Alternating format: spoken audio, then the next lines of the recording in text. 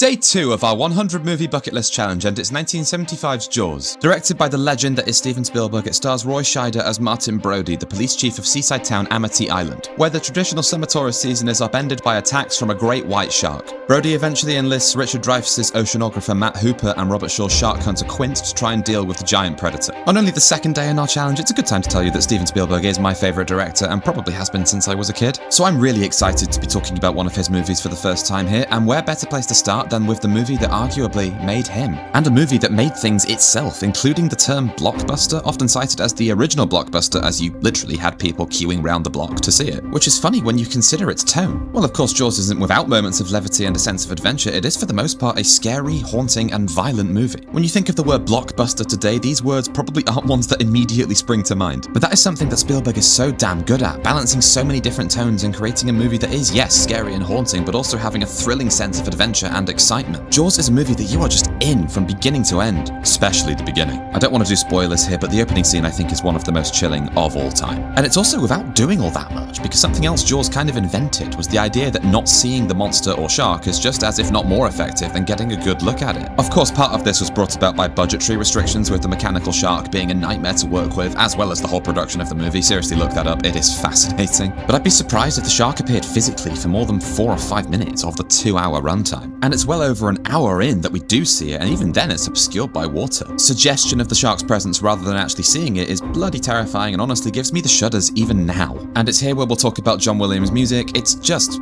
everything. Spielberg has even admitted the score is 50% of why the film works as well as it does, and it's gotten to the point now where I feel like people are just born knowing those 2 notes. 2 notes that did more to elicit fear and terror in people than showing off the shark more ever could have done, something the movie's sequels ultimately proved. And Jaws is far from just a creature feature, it's a movie with a ton of heart and soul. The 3 leads all offer something so different. Lorraine Gray is great at adding a humanizing touch, and Murray Hamilton as the mayor of Amity Island is one of the most frustrating characters I've ever seen in anything. Who'd have thought that one day a politician not taking a very real threat to life seriously enough would one day become so relatable?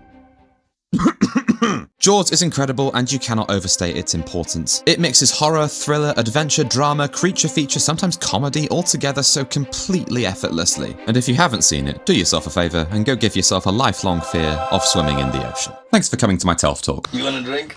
Drink to your leg? I'll drink to your leg. Okay, so we drink our legs.